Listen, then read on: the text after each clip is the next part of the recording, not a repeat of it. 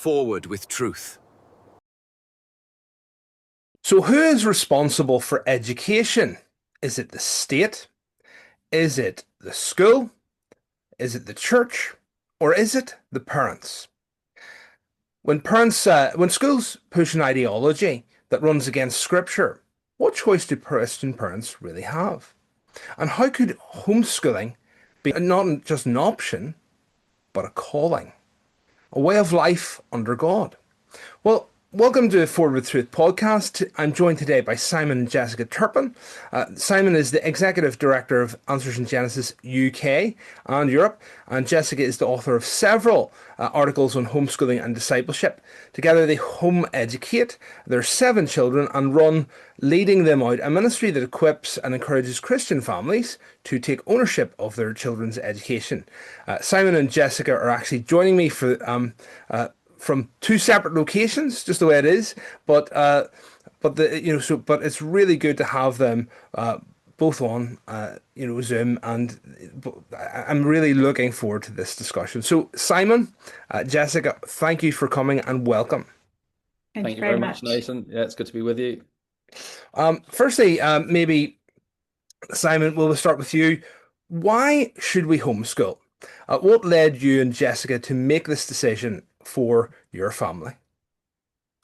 Yeah, it's a great question, Nathan. And think when we got married many years ago, it's something that we discussed, I think, at the beginning of our marriage. Jess will correct me if I'm wrong about this. I think that's the way it went, because obviously we knew we'd have children, and how they were educated was a big decision for us. And I think in my mind, I always thought, there's no way I'm going to hand my children over to the secular government to teach them all day long. I had sort of been home educated since from the age of 14. My parents, when we lived in London, took me out of the school system there because the schools were so bad. And actually, there were a number of people in our church at that time who began to home educate because of that. And so a mini school sort of took place within that church in London. But by the time Jess and myself were married, yeah, that was a big thing to think about. And so we prayed about it, and we decided that we would give our children a home education. And once we had decided that, we dug deep. We found as many books on it as we could to read about home education. We listened to some great talks from people like Dr. Vodi Borkum that were really influential in our lives and how we wanted to think about Christian education. Because when we think about home education, we're not just home educating for the sake of it, taking our children out of school and doing exactly what they do in our home, but we're actually giving our children a Christian education. It's not just home education. We want to emphasize it's Christian home education. We are Christians, and we believe very much that we need to raise our children in the Lord. And that means when we teach them any subject, doesn't matter whether it's math, science, history, whatever it is, we come at it from a Christian philosophy of life. Because many Christians will say, well, the Bible just doesn't talk about education. Well, it might not use the specific word educate, but it gives you the big picture of how to think about education. Because, for example, people do use that argument, the Bible doesn't talk about this. Well, the Bible doesn't use the word Trinity. And so if you're looking for specific words, you might end up in a cult like the Jehovah's Witnesses. The Bible gives us the doctrine of the Trinity, teaches us one God and there are 3 divine persons. And it's similar when it comes to education. God tells us who he is. He tells parents how they to raise their children. It talks about raising your children morally, spiritually, and ethically.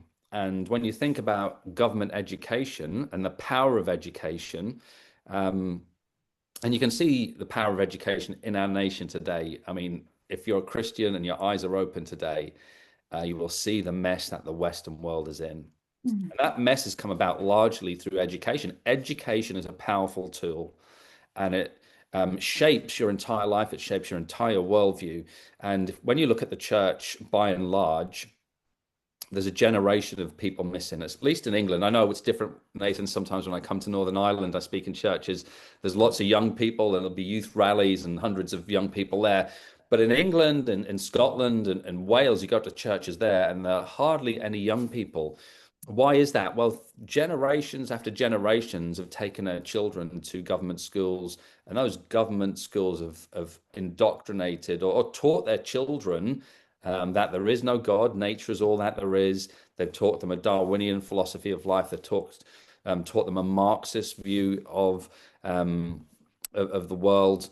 And people sit back and wonder, well, why don't my children believe? Well, they've been given another worldview. And so for us as Christians, education is a massively important thing. And just one more thing, because when you think about that word educate, this is why we wrote this little booklet, leading them out, why Christian education matters. Now, when people look at the title, leading them out, they think leading them out of the school, the government school system. But that's not what the title is about, because the word educate literally means to lead out. And so the question is, what are we leading our children? When our children are educated, what are we leading them out of? And what we're trying to say, we're leading them out of the darkness of the fallen world that we live in into the light of God's kingdom. That's what education is all about. I often use this example in some of my talks. Oxford University has a motto written in Latin, inscribed across all the colleges in Oxford, and it's Psalm 27:1. The Lord is my light. And in the 11th century, when Oxford University was established, it was Christians who established. In fact, all universities, modern universities, or all universities originally were Christian institutions, started by Christians, because education actually comes out of a Christian worldview. And the founders of Oxford University wanted their students to know that God was the source of all truth and all light. But that philosophy has disappeared in Oxford today. So we as Christians absolutely need to take back education and make it specific Christian education. Yeah, 100%. I think it's quite interesting. You said that we don't see the word educate anywhere in scripture, and that is maybe true, but what we see is teach, go Yeah, teach, teach, train. Yeah. train, and the whole Bible is full of that. And Jessica, so I suppose for that reason, was there the fact you obviously you and Simon had come to that decision before you got married that this you really wanted to do. But how did you come round to that position yourself? What was the I suppose the process of coming around to that in your own walk with Christ that made you determined to not to hand your children's education over to the state? Yeah, well, I think I always believed in Christian education because I actually went to what I'd say was a truly Christian school. So, not Christian in name only, but where the teachers were Christians and where we were prayed for. And where I can remember when I was just 5 years old, one of my teachers telling us she was going to be a missionary. And that really impacted me. And I think it was around about then that I put my faith in Christ. And I always knew, even growing up, that when I had children, firstly, I knew I'd stay home to look after them. I always really believed in that. And secondly, that I wouldn't hand them over to the state for their education. And I've got to say, I don't really know what I thought I would do because I know Christian schools really aren't everywhere. They're really not an option for many people. But I was adamant I wouldn't be putting them in the state school. And so when Simon first said to me, why don't we home educate our children? It was as though all the lights went on. And immediately I knew that was what we were going to do. I didn't even really know what home education was. I'd never really seen it played out in front of me. But just the idea, it really spoke to me. And immediately I knew that was the right thing. So I was just researching and reading around it and really inspired by the idea. Yeah, that's quite interesting that it's not necessarily just saying that everyone has to home educate. It's the principle of Christian Yeah, education. That was quite an interesting observation. yeah, Keep that central. So you're raising 7 children, that's right. Yeah, including, I believe, 2 sets of twins. yeah. If that's correct, Jesse and Simon, that's powerful. That's a lot of work. I only have 2 boys, and thus far, and I can tell you it's that's but but you give can you give us a picture of what normal day uh looks like in your household? Because I think it's really good to Yeah. hear that sort of just the Yeah, I normality think of it all. people always want to know how we do it. I mean, it's changed quite a lot over the years. I guess all our children, because we had two sets of twins, it was kind of concertinaed. We had seven under eight at one point, so it's been very intense. So every year looks different as they grow up. I mean, when we began, I guess, with just the one child who was school age, we were done in about 45 minutes. We spent time, a bit of time. He learnt to read really quickly. We did 20 minutes of maths, a bit of spelling, a bit of handwriting, and then we just hit the great outdoors. Now I've got seven aged 7 to 14, and really we work quite hard. We begin the day. Simon begins by leading a family devotion before he goes to work. So that's really important for us that we begin with the Lord. And then we sort of work from about 9 till 3, and I plan my time quite well because I really believe that taking our children out of the school system means I have a responsibility to work hard at what I do. So I tend to give the first bit of time to the little ones, and then just allocate time to different children, sometimes in groups. We do things like mastery subjects alone. So things like maths, they work at their own pace. And then subjects like science and history, I can do three or four of them together. So it really depends on what we're teaching. But I do plan the time quite well and try my best to give all the children some of my attention every day. And as they're getting older, we find we don't really need to spend so much time actually teaching them. They're quite able to go away and do work by themselves and are becoming more independent in the way that we do things. Yeah. That's so you've spoken, I think, before about Latin, Greek, Oh, and yeah. you said maths, writing, and but but it's always with a strong biblical core. Yeah. So how do you structure the subjects, and why is it that emphasis? Do you mean on the kind of the classical? Yeah. Why are you starting with Latin, Greek, and maths and writing? Yeah. Do you want to go, Si, or shall I? Well, it's obviously to do with the classical style of education that we believe is really important. That has really actually shaped the Western world. Mm, Classical education was once a staple diet for generations of people, mm, and it's really helpful for us as a family. Other Christians use different models of education, but we've found it really helpful for us as a family. And so when we teach subjects like Latin and Greek, I mean, Jess will teach Latin.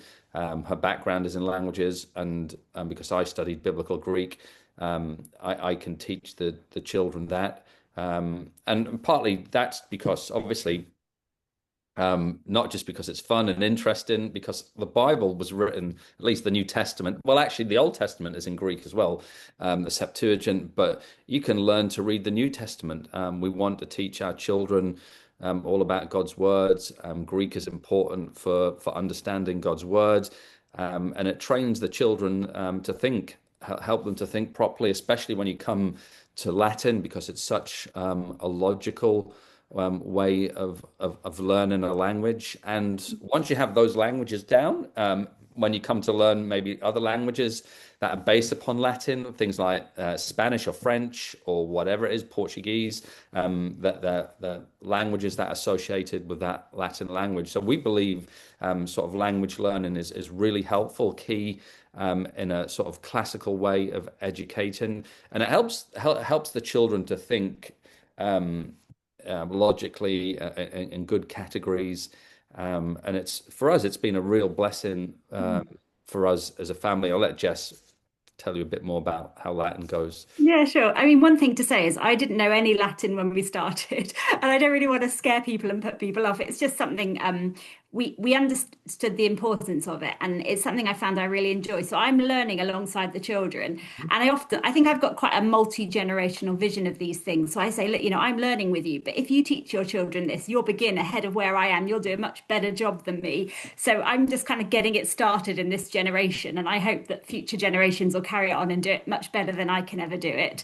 But we find things like Latin, it turns up all over the place. The boys were learning some science the other day, and we looked at some words, and if we'd never come across them, they would have been very difficult to learn. But once we looked at the roots, they found it very easy to learn that vocabulary. So you kind of cut some of the learning in half in some of the other subjects.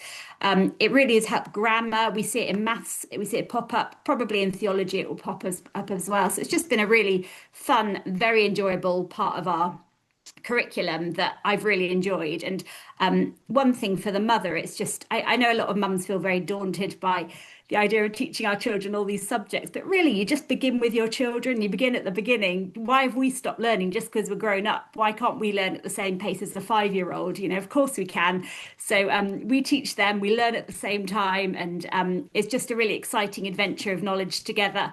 And all these things build connections with your children. So perhaps I'm learning something with them for the first time, and we've got a point of reference. We've built a bit more of our relationship together over this thing that we're learning. Whereas if you put them in a school or even in a Christian school, I think the mum, oh, that would be really good. But I think the mum would miss out on an awful lot because the opportunity to learn alongside the children wouldn't be there necessarily. Yeah, I think that's quite an interesting point, isn't it? That you learn as you teach. Yeah. And and I think that's quite relieving to a lot of people. I suppose Mm. what we would say as well is that if people are homeschooling, they don't have to learn, they don't have to teach Latin or Greek. Um, No. that's Yeah, I don't want to scare but people. You that don't but have to do that's your choice. You know, Yeah. that's the beauty it. of homeschooling, isn't it? That Yeah, you can choose what you major in and what you minor in. absolutely.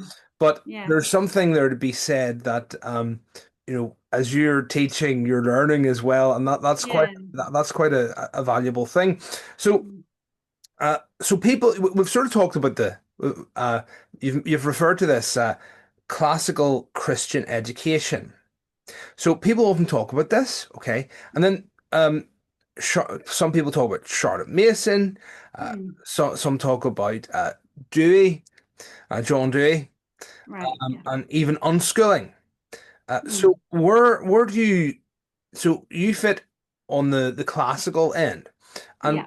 why have you opted for classical Christian education?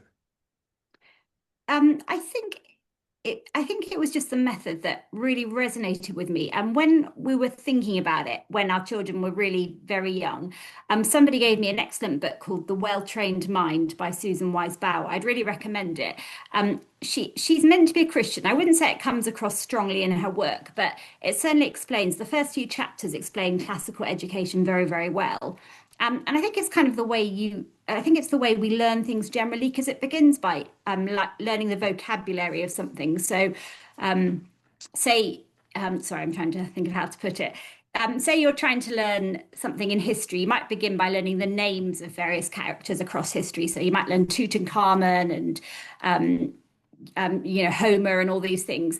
And then you come through it again a few years later, you're a bit older, and you start to put connections together. You think, well, why did he do this? And why did that happen like that?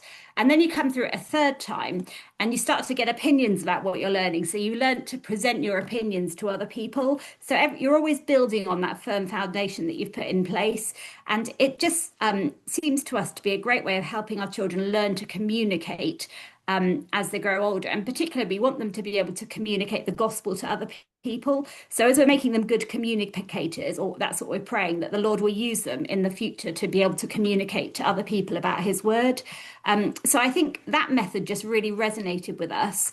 I'm not so sure on all the other ones. I definitely say, I don't know if you've come across unschooling. I definitely say that seems to be quite an unbiblical way of doing things. It's really when parents don't lay down, I would say, boundaries or even instructions for children, but really allow children to make all the decisions about what they learn and how they learn, which, on the one hand, children might be allowed to follow their interests. But on the other hand, I think even as adults, we have to learn self-discipline. We have to learn to do things we don't always want to do. And it's just quite unbiblical to allow children to have their own way all the time. Really, you reap the fruit of that down the years. So that's the one method I'd really caution Christians against. I'm not so sure about the jury one, Simon. Maybe you are. Is No, it? I've not heard of that Yeah, one. not heard of that one. Yeah, there are several different models of Christian education, and so for us, classical Christian education is what we believe in. It's what we love. Like the Charlotte Mason model is a perfectly acceptable one. Some people use education such as accelerated Christian education, ACE, the books that come, things like that. So that's no problem. You do what's best for you as a family. What we would say to avoid unbiblical things like unschooling, where you're just leaving the child to themselves, which is what the book of Proverbs warns against, not to leave a child to themselves, because it'll bring shame to her mother. So you don't leave children to themselves. You don't allow children to just dictate things, to do what they want to do. You're a parent for a reason. God has blessed you with children, and it's you were the one who to guide your children. And so Christians, yeah, absolutely free to choose the model that'll suit them. I think one of the things that we learned very early on when we were listening to people like Vodi Borkham, and it was a very simple thing, but something that you just maybe didn't think of or wasn't right there in front of your eyes. He made the point of home education isn't just doing school in your home.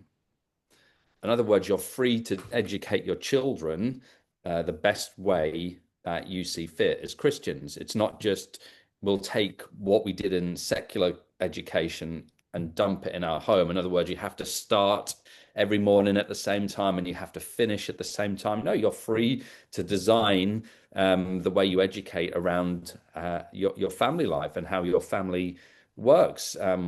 He gave the example of some friends he had who they had the money to, they could afford someone to look after their children in the daytime. And then when they came home from work in the evening, then that's the time that they would teach and train their children. And so while we have the freedom, we are free to educate our children how and when we want, but we must realize the way we do it as Christians should be Christian.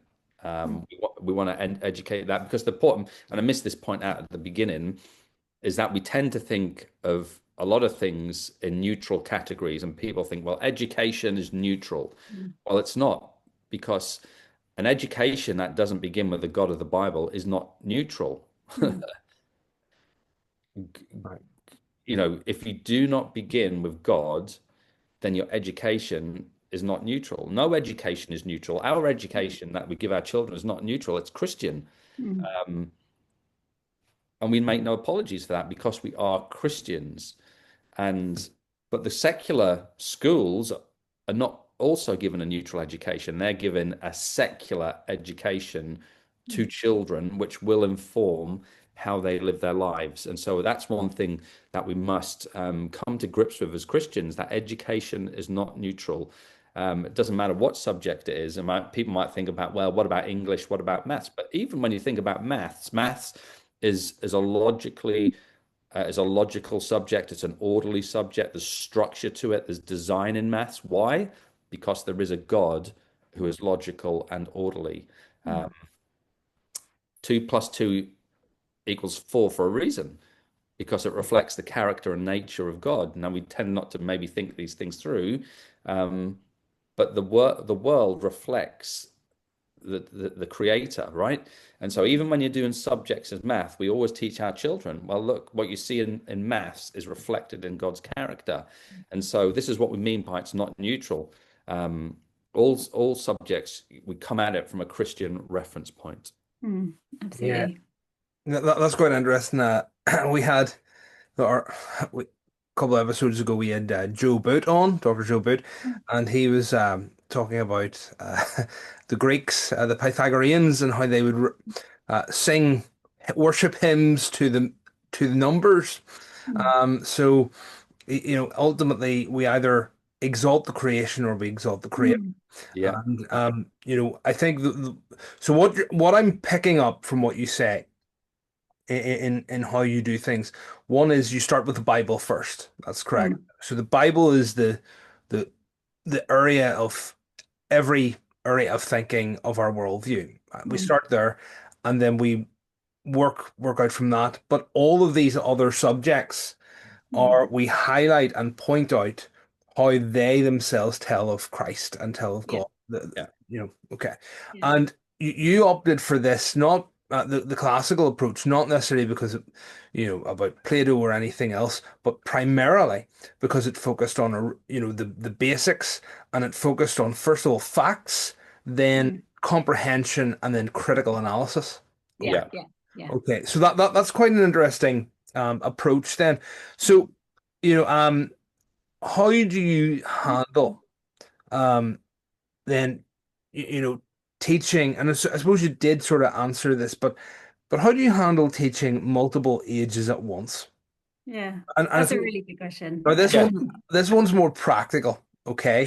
So It, so practical tips for parents who feel overwhelmed by that challenge. Now many people will not have as many as seven, but maybe some others Mm. who are listening in will have more. But Yeah, how did you handle that? yeah. Well, two W's.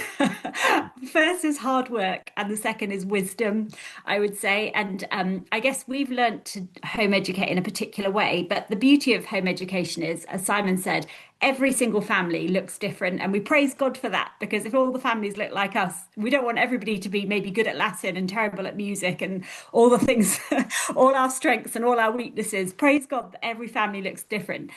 So I think you begin with your oldest child, and you start with your oldest and you think, okay, I want to teach this child to read. So you maybe spend 15 minutes a day, maybe twice a day, 15 minutes teaching your child to read at the same time every day.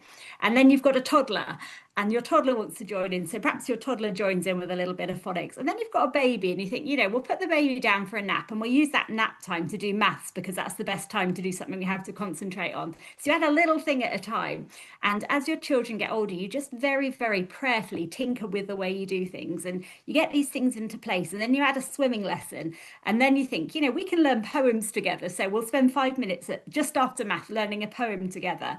And then once you've got that in place, you think, history is just great stories, isn't it? Everybody likes listening to stories. So we'll add history after lunch while the baby's asleep. And just, by the months and as the years go by, you build up your day. And of course, things happen. We visit Granny where we are now, or we have a day out, or Simon has a day off. We do different things, but we revert to this structure so that all our children know what part of the day is for play and what part of the day is for work.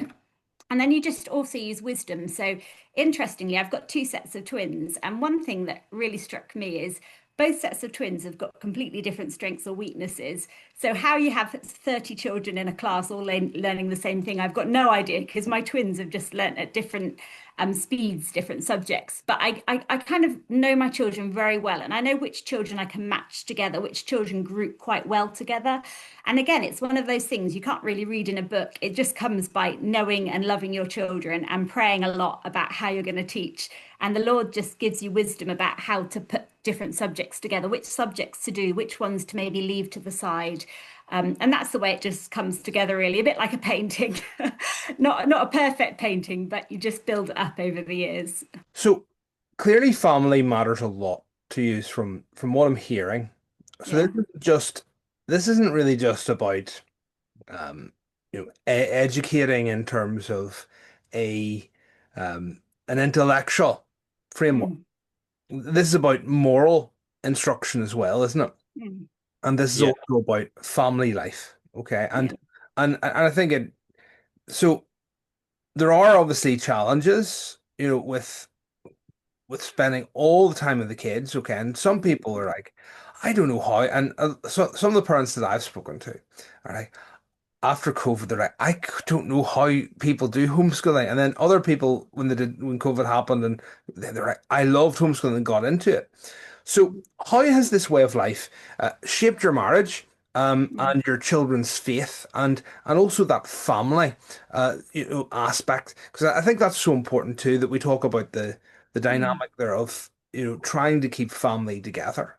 mm, So yeah, I mean we're absolutely a big believer in family and family worship and family being involved at the local church. So in our own church, our children, we don't have Sunday school. Children are in church with mum and dad. We sit together as a family. We've always Mm, worshipped together as a family in our church. We worship together as a family in our home. We have times of family worship. We are a confessional. We belong to a confessional church, so we catechize our children. So teaching our children and teaching, learning as a family has always been important to us. And we see the blessings of that with our children. Not all our children are believers, but we always believe, we trust in the promises of God, and we trust that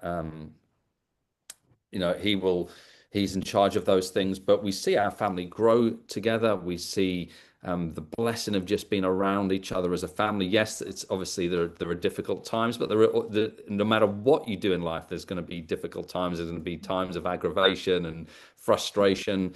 But it's been such a blessing to us as a family. And I think one of the ways the world has become the way it's become and is in such a mess, Nathan, is because of the destruction of the family. The secular world knows what it's trying to do. It's trying to destroy the first thing God instituted in creation. That is the family, marriage, husband and wife, family, children, which are a blessing from the Lord. The secular world wants to destroy the family. And as Christians, we must stand for the family. We must pray for our families. We must do things together as families. Family is the backbone of the country. If the family unit goes, well, the country goes with it. You want to know why a country is in such a mess? Northern Ireland, England, Scotland, Ireland, Wales, the Western world, is because the family has been eradicated. And so as Christians, we must stand for the family. And, one of the verses I often think about, and I use this in my talks when it comes to education, in Genesis 18:90, God tells Abraham the reason he chose him, and it is to raise his children in righteousness and justice. That is the reason God chose Abraham. It tells you that in Genesis 18:90, to raise them in righteousness and justice. Those are ethical commands. And the very next chapter is obviously Genesis 19.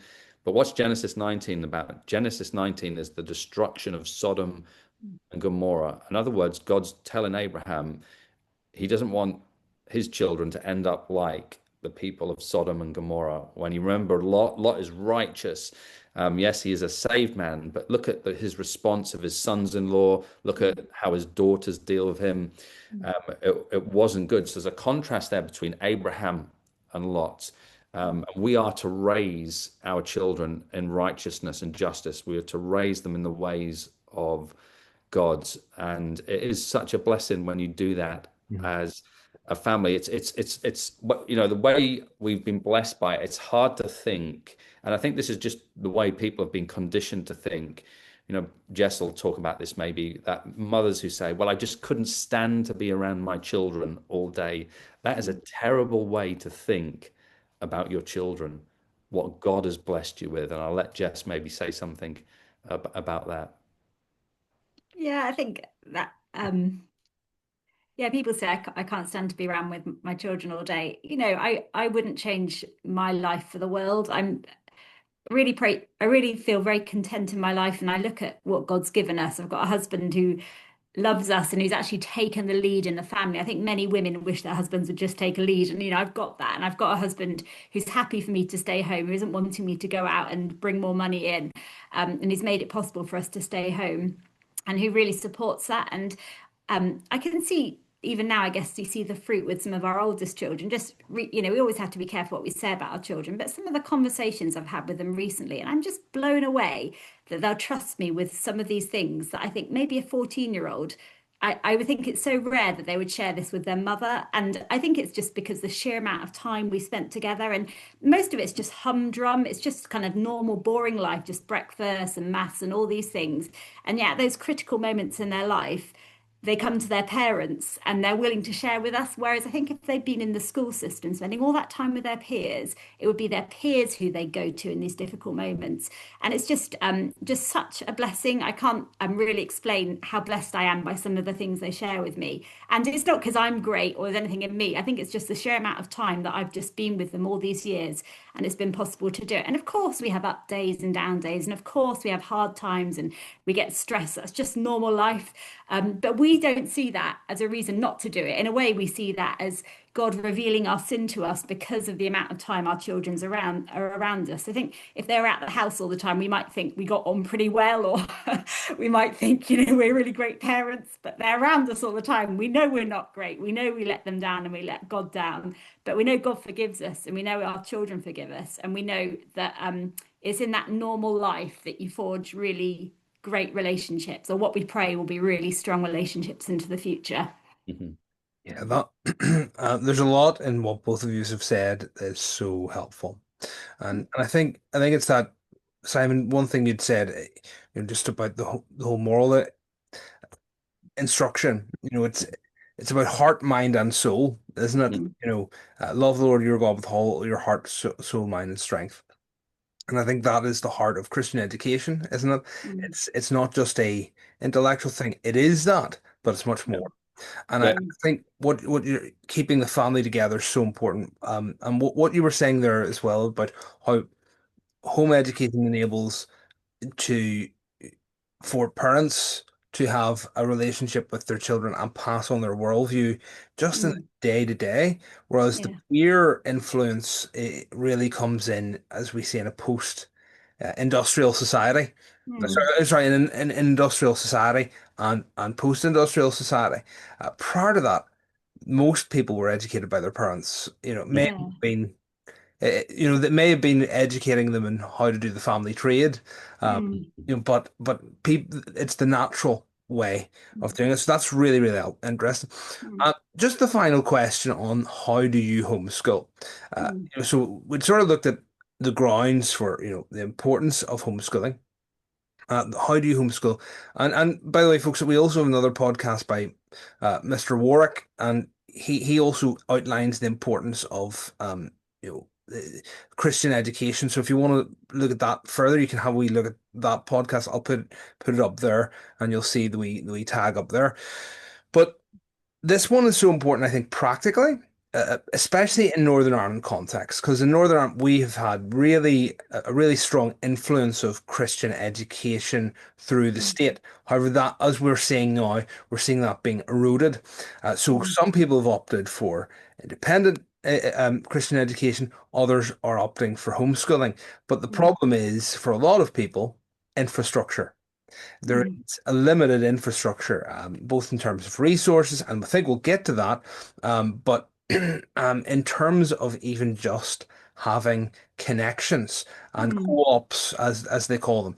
So how you started out in England, and the infrastructure wasn't great, I'm sure, whenever you guys spearheaded this in many respects. So what have you done to ensure that there is some sort of infrastructure there for your family and also for other families likewise doing that? mm, Well, when we started out, Nathan, the church that we were in, no one home educated. We were the only family in the church to do that. It was a lovely church. It was a great church that we were blessed with.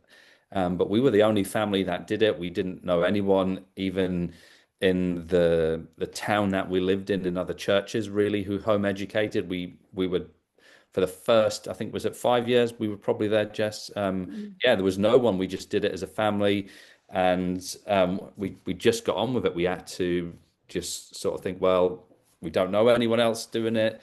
Um, God's placed us here, and we have to get on with it. And it wasn't until really I came to we moved from the place that we were in at the time where we were married and had our family, and then the Lord led me to Answers in Genesis in Leicester, that we began to meet other people who were home educators, and that's where we started a group off with our church. That's blossomed and it's grown, and we got to know other people in Christian education circles. And even through my job with Answers in Genesis, going around the country, you would meet people, you would connect with people in home education. And so that's how that blossomed and flourished. But if I would guess, I would say actually that if you're home educating, the best thing to do is if you are in a church and you maybe by yourself, is to maybe try and find a group near you, even if you have to travel a little distance, and find other Christians in the area who are home educating. And whereas once upon a time there were a few people who were doing that, I think now, and Mm, especially as I travel around England and Northern Ireland, more and more Christians are in fact taking up home education. And so you will find, if you just search a little bit, if you think you're by yourself, there probably are going to be others around somewhere who are home educating. mm. Go on, Jess. Yeah, I think actually there are probably quite a lot in Northern Ireland, just because I have quite a few messages from people in Northern Ireland. So I kind of feel like you're all over the place and maybe just haven't connected up yet. We'd love to do a conference one day in Northern Ireland and bring everyone, but I think people are there, they just don't know it yet. So I think God's doing something. Well, I'm sure we could try and arrange that. But Yeah. we'll be in touch. Um, so but let me put to you some of the so now there's a lot of people maybe sitting on the fence here Yeah. listening, saying I like that, but as with all things, there's always a but. So Mm, there are a couple of common concerns, yeah. okay? And what I might do is I might sort of group some of these together, just Mm, for. But the first one is, well, maybe would be worthwhile standalone, okay? And it's the most common objection, and it's the issue of socialization. mm, Are your kids going to turn out awkward? mm, Um, people worry home educated don't mix with the wider world. mm, How do you first how do you answer that, and how do you practically deal with mm, that? mm.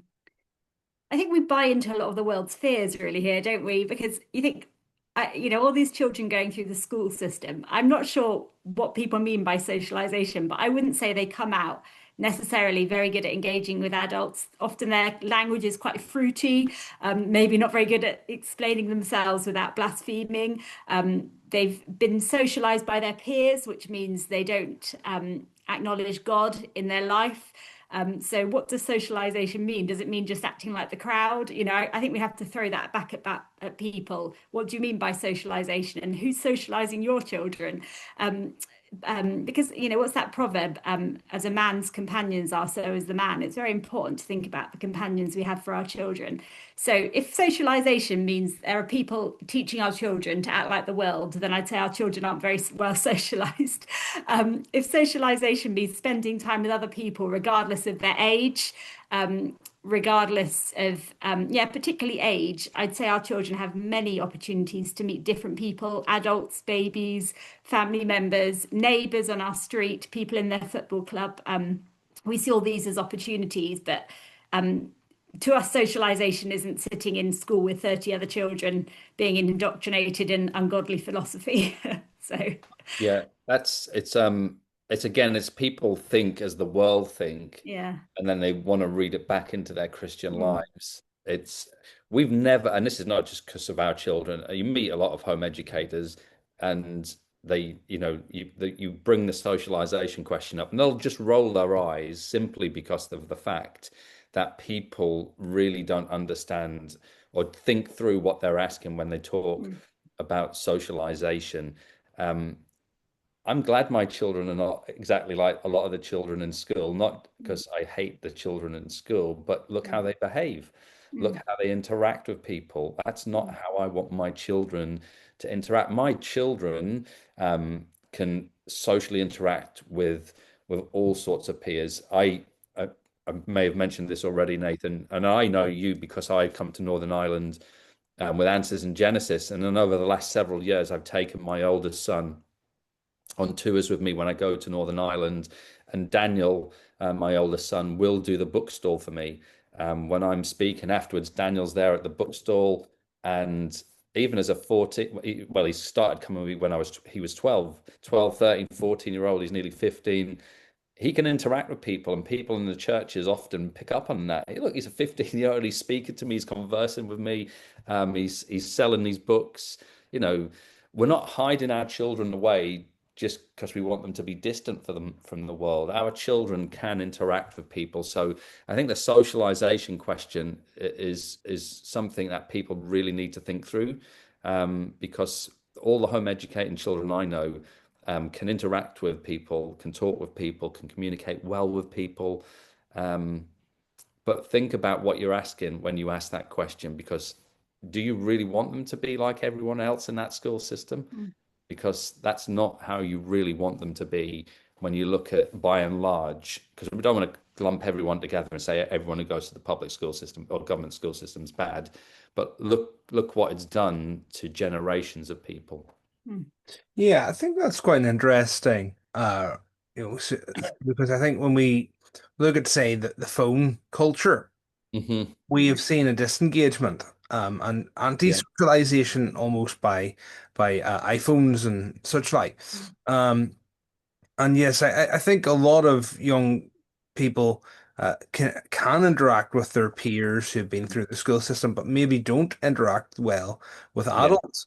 But what you've also said is practically that you guys are also allowing to do football clubs. Hmm. So it's not just, it's you and your family. It's football clubs. There's co-ops. Mm. There's church engagement. And what you're saying is it's actually probably a wider socialization that they would Yeah. get in homeschooling than Yeah. the It's elsewhere. it's normal life. It's children helping our neighbors if they need something tidying up outside their homes, or doing some gardening, or some, if one of our neighbors has asked our son to maybe help him do some painting in the garden, that sort of thing. It's just, this is what you teach. You're not hiding your children away from the world. You're Mm. training them so that they can interact properly Mm. with people. So yeah, the socialization question is just one for me that doesn't work. Mm. Yeah. Well, what if so this is another one, uh, and I'm sure you've heard this old chestnut many times, but there's this issue of parents aren't qualified. The Mm. claim is that you need a trained teacher for Mm. advanced subjects. Um, Mm. and uh, so how do you respond to that charge? Because that's one that's led against homeschoolers, but it's also part of the reason why some parents feel that they're not equipped to do so. Yeah. It's interesting, Well, isn't it? It's because sorry. now I was going to say I'm not a trained chef, but I can still make a meal. So it's not a very good one, but But it's interesting. I always think about women because we have this thing: women should be able to do any job they want, lead the country, do anything that men can do, teach your own children. No, no, no, can't teach your own children. Like, why do we have such a low view of women that we can't teach our own children how to read or maths? Or why do we think that women have stopped learning, that our brains are so kind of imbecilic that when we leave school we can't learn anything else? We need to have a higher view of what we can do, I think. And sure, I mean, I've got to the stage with my older ones where the sheer amount of time I have to spend teaching different ages, we've realized the wise decision is to outsource some of the teaching. So things like science, they're doing like a Christian online course with another teacher. But I've taught them all these years, and like I've said before, it's been the greatest joy in the world to have a second education, to learn all the things I didn't learn the first time. And I don't know why we have such a low view of ourselves that we can't possibly learn alongside our children, or we can't teach them to read. And also, I have got to say, I wonder what that says about the school system, that we all come out of it and yet we can't even teach our children. It doesn't say very much for the public school system. So, and parents often forget, actually, for the first few years of their children's lives, they are the teachers of their children when it yeah. comes to reading and writing, because often children don't learn to read and write at school. It's parents who taught Mm. them. Right. So you have taught them. Yeah. And why do you think it has to stop there? Yeah. Because you've been trained to think a certain way Mm. about how the world works. You've already trained your children in certain areas of your life, and you continue to do so. Mm. So what makes you think you have to stop? No, you Mm. can do it. It's this way we've been taught to think Mm. about what education is and how it should be. Mm. And that's how we've been trained to think by the world around us. And we need to recapture these things Mm. for ourselves. Christians used to lead the way in things like education, and we can educate our children. It doesn't mean we might be experts in all the subjects, but we don't have to be. There's an incredible amount of tools out there that can help us Mm. today, resources, curricula, all sorts of things. And it's not only the ability to teach, it's the desire to learn. Mm. you'll find that parents have that once, mums have that, dads have that once they start to teach their children. But it's also instilling that in your child, that desire to learn, Mm. that desire to know more, no matter what they're taking up in life. Mm. Yeah, that's I suppose again you're flipping the question, Mhm. sense that we're in a situation where uh, and what's quite interesting is when I speak to um a couple of my friends who actually had masters in schools, Mm. state schools. They lead their school in a very with a strong Christian ethos, as best as the state permits. And again, Northern Ireland has a wee bit more of that than England. But one of the things they said was it's shocking, Nathan. And this is what this headmaster said to me. It's shocking, Nathan, when you see kids arriving and they have never been read a book to at night time. Oh, oh And dear. and in the Yeah. sense that he says, then we are starting from the very base, Mm. so, Mm. and the problem is then it's holding back other kids Mm. because they have to start at the very basics. So Mm. actually, if you read to your kid at night, prior to say P1, primary Mm. one, you have actually already home educated in part. Oh, yeah. If you Yeah. if you were saying the ABC song, you've already started that journey of home Mm. education, even though you wouldn't have known that. If you're, Mm. so it's all these things, sitting down, talking, interacting, as you take them and you're saying, look at that, what's that? That's a bird. This is all part of home Yeah, education. yeah, Yeah. So I suppose in that sense, what we're saying is parents, it's not that they're qualified, you're designed to yeah. not Mm. educate, and they learn from example. Isn't that right? So Yeah, absolutely. That's yeah, and we're often telling our children, it's time to put the book down and get to sleep because they have such a desire to read books. Mm. Once they're in bed, they continue to read them, and they maybe don't go to bed when they should. So Mm. yeah, you'll instill that desire in them. And just one thing, and it's going a little bit off topic, but you've brought this up a few times, Nathan. The contrast between Northern Ireland and England. And this is often one of the, people push back Mm. when I go to Northern Ireland about education, home education, Christian education, because I think generally in Northern Ireland, people do see the government schools as very Christian still, or we've got Christian teachers. And that's a great thing if you've got Christian teachers in the school. But this is what I would say to the people of Northern Ireland. I've been going to Northern Ireland for at least 10 years, for a couple of weeks a year. And one thing I've noticed, and not, people in Northern Ireland recognize this, you'll recognize this, Nathan, is Northern Ireland is changing, not for the better. The Christian influence is no longer having the influence it once did. In fact, I would say where England is now, Northern Ireland is heading in that direction. Why is England in the mess it's in now? Well, there are many reasons, but it's because of the way people have been educated. And so, unless the church in this country and in Northern Ireland wakes up to what education is all about, then we're going to face these problems because our children Mm. are being taken to those institutions and they are being given a worldview that is contrary to the God in whom we believe in. Mm.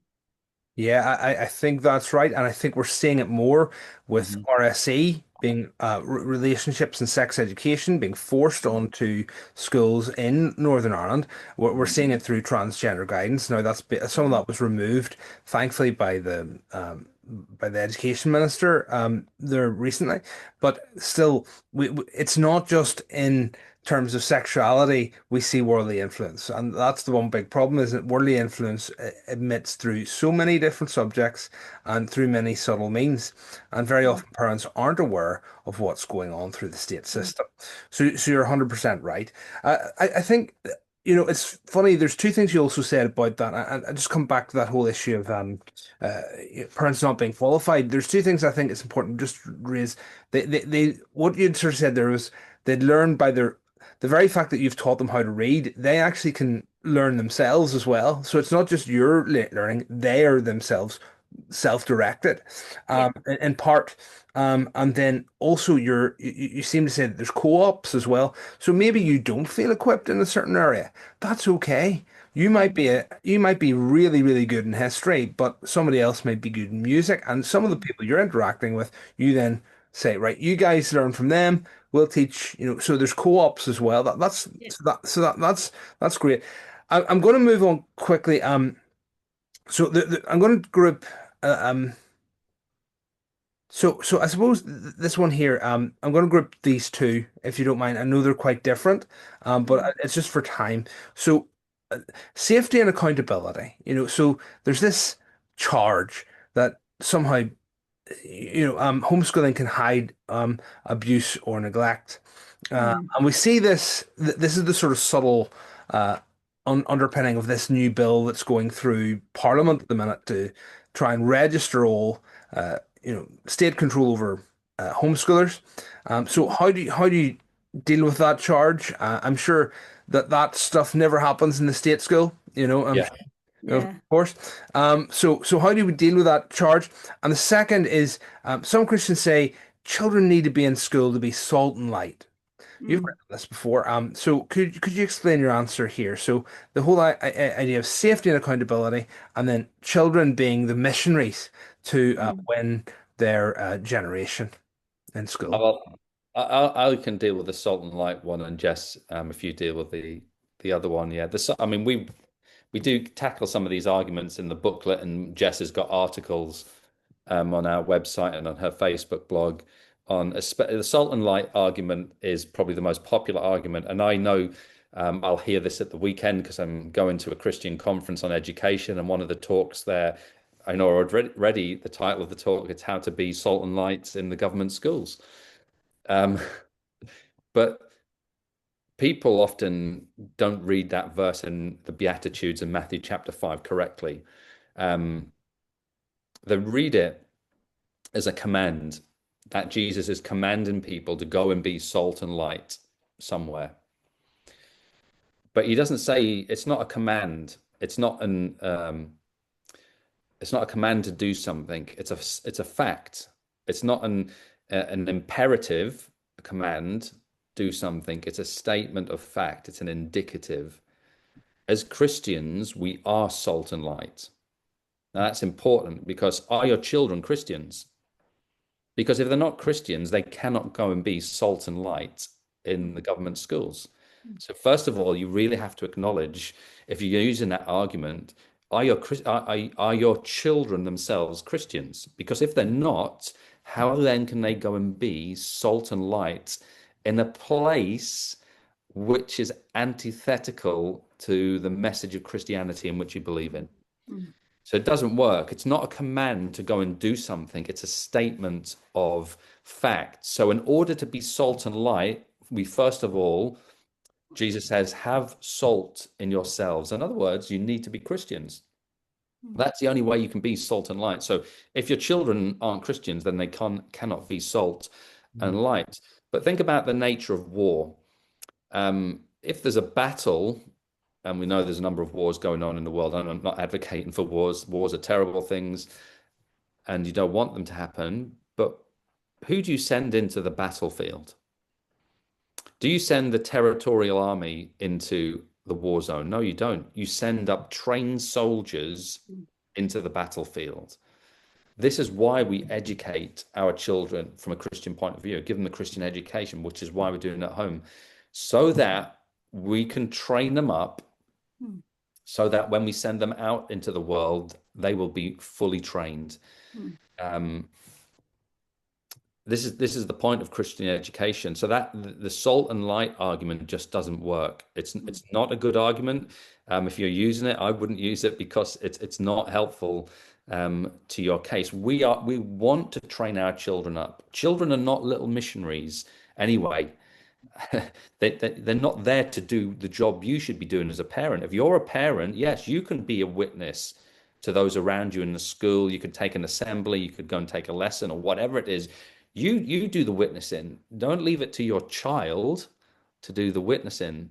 They're not there to do that. They're not little missionaries. You as the parent need to take responsibility. The child needs to be raised up properly. So the salt and light argument is just an argument that just doesn't work. Mm. Go on, Jess. Yeah, with the allegations of abuse, I'm trying to I wrote a few articles about bills going through at various times where I touched on this, and I can't remember the statistics.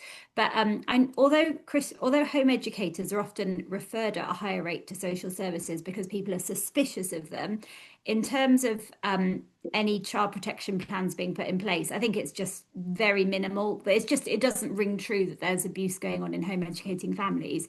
And every now and again, something will come into the headlines about a particular child who went through something horrific, and they'll say, "Oh, this child was home educated." But in every single case, home education was really used as a bit of a cover, and actually, social services already knew about these children, even when they were in the school system, and they did nothing about it. And rather than looking at what they failed to do, they just blame home education, so they muddy the water. So it really doesn't hold up at all. And home educators love their children very much. They're not abusing their children. So and also the other thing is home educators, we're always in networks. We've got neighbours, we've got families, we've got people around us. And it's there are people who would pass information on if anything's going on. It's just we're out there, we're in the public, we go to the doctors, we go to the dentist, we're in our churches, we're in our groups, so we're not hidden away and nobody knows about us. Our neighbours hear our children in the garden. So those allegations, again, they muddy the waters, but there's just no truth in them. Well, I think as well, it's as I sort of said too, we're in a situation where the state schools. I mean, look at Ireland, look at the Republic of Ireland. Yeah. The state schools were the haven of abuse. So Mm. we can't you look at the BBC. We seen Mm. abuse there. So Yeah. but nobody's ever saying we should abolish the BBC and that they shouldn't be near kids either. Yeah. So shut down That's a good idea, CCTV. by the way. Well, I think so. Certainly remove the my our obligation to pay for the license fee anyway.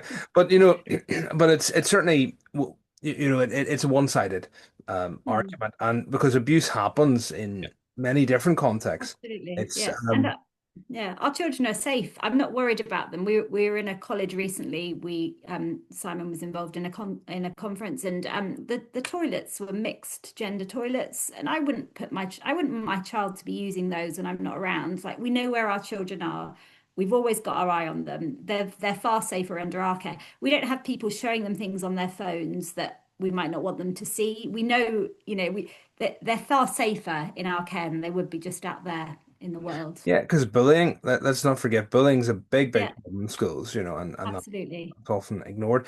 So, I mean, the final thing, and just quickly, Mm, is not every family can homeschool. mm, Financially, it just doesn't work out for them.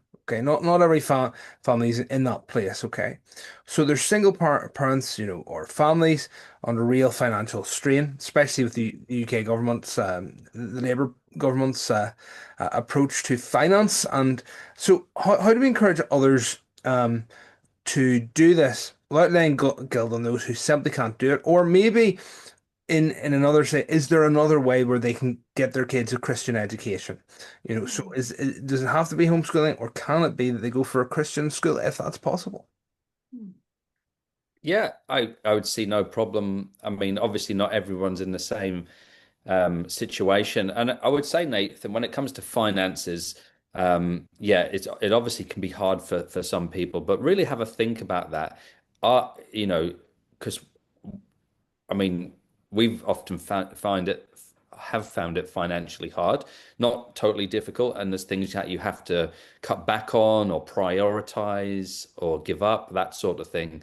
And so you have to think through those financial things. I know what you're saying, that there are people who are on really tight budgets or maybe no money at all. And we know home educators, single parents, single income, maybe no income at all, but they still have chosen to home educate their child or children because they see it is so important. Now, if you don't have the option of home education, is there a Christian school in your area? Are you able to move to a place where there is a good Christian school? If not, what about your church? Have you ever spoken to the pastor of your church to say to him, look, you're really concerned about the school that your child is in? Is there a way we could start a home educating co-op? Is there a way that we could start even a Christian school? These are things I think a lot of churches should get involved in now. They should start taking these things back and try and help some of the congregation that may be thinking these things through or even struggling to do. So yeah, bring it before the Lord is the most important thing, because God is a God who provides for his people. And we have found that so evident in our own lives, that God has provided for us all the way through. Mm. And, we're God's children. And he doesn't give us bad gifts, he gives us good gifts. Mm. So make sure you spend time in prayer before the Lord. If this is something that's on your heart, if you're thinking about the education of your children, don't just dismiss it out of hand. Really do bring it before the Lord and think about all the options that are before you. Brilliant. Look, now we're going to look at the whole issue of resources and why resources. Okay. And I know, look, the reason I was really keen to have you guys on is because you're, leading in this whole area of education, home education. And I really want to give you an opportunity to plug some of the resources that you have, both from leading them out and Answers in Genesis. So maybe ask Jessica this one, okay? And then Simon will ask you about AIG. So so Jessica, tell us about leading them out and why did you start it and what resources do you have for parents? Yeah, I guess I just a few years ago, I don't know, I didn't really mean to start writing, but I think I just saw a sort of a lack of maybe clarity on some of the questions that very often come to Christian home educators. So the ones you've asked, socialization, salt and light argument. And I wanted to know for myself how I was going to answer those questions. So I just started putting some articles together and putting them on my blog and found that people found them quite helpful. So really they're to encourage mums. So in the different things that we find difficult, maybe how to deal with children squabbling or how to manage having them around us all the time. What about not feeling we're educated enough? So I'm really trying to answer questions that I think would be helpful to mums. And we wrote together that booklet that Simon's got. And really, it's not a tome, it's a fairly short booklet, but it's there to get people thinking about Christian education. So we're hoping that, and we know this, people often buy 5 or 10 and then they pass them around to friends and family. Just to kind of really get it into the conversation. And it's not only for parents, it's for grandparents who are wondering what we're doing or family members who just like to understand what we're doing. So that's really, we really want to bring it into the main conversation of churches in the UK, get us thinking again about how we educate our children, stop just delegating that area of responsibility to the state without thinking it through. Okay. Simon, do you want to show us, because it didn't come up there, do you want to show us the booklet again? And where can we get it, folks? Well, I'll give you a link, Nathan, that you can put on maybe afterwards, but you can go to answersandgenesis.org and look at the UK web store, and you'll find it on the UK web store. We sell it at Answers and Genesis. So answersandgenesis.org and look at the top of the screen where you'll find the store.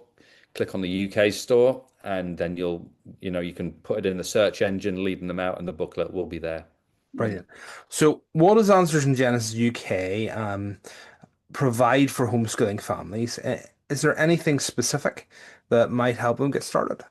Yeah, I mean, we have curricula for, especially for home educators. We have a whole range of science books, science material, maths curriculum, English curriculum, literature, early books for children, phonics, to teach your children how to read, how to write.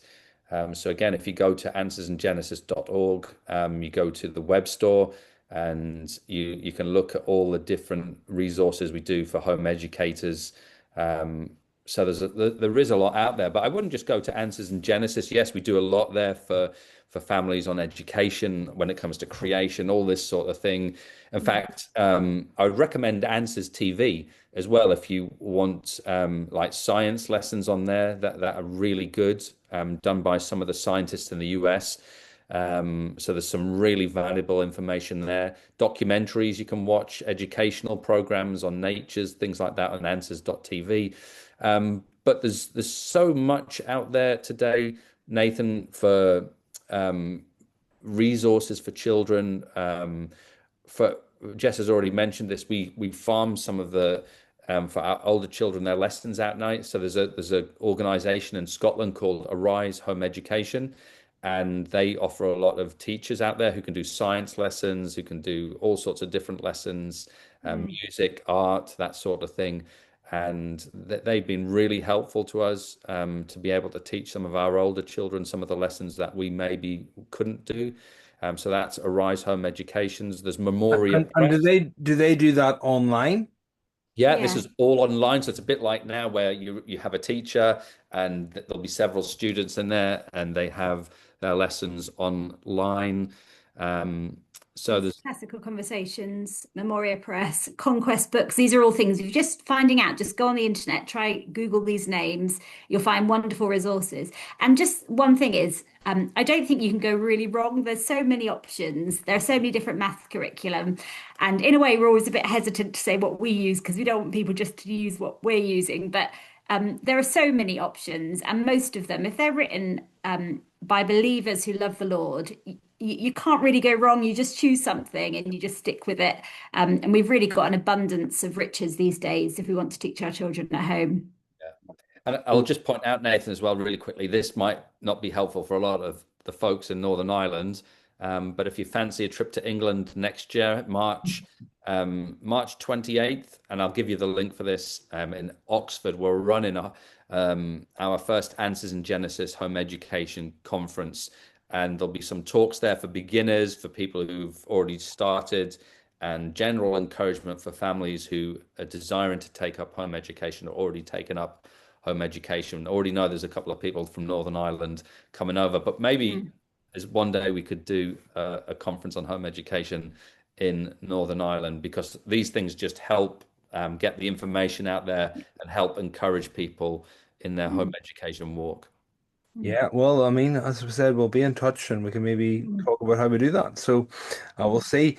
I suppose just you know, just two questions to close. Okay. Mm.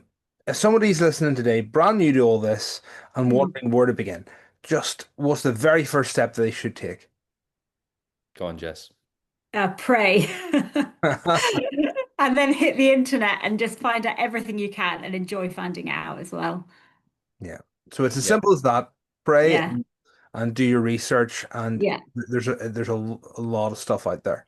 Yeah, yeah. Get in contact with me if you can find my blog, and I'd be happy to give you ideas for particular books as well. And we really just want to encourage people because it's such a wonderful opportunity that Yeah. we've got at this time in the UK that we can teach our children at home. We can provide you with links, Nathan, how to contact Yeah. us, and we'd be happy. But yeah, don't just dismiss it. Pray, bring it before the Lord. Mm, And, it's a wonderful journey, and it is such a blessing. It'll mm. bless you not only as an individual, but as a family. And we really do see maybe a way that God will one day bring revival. Yeah. If He doesn't bring it in our generation, Yeah.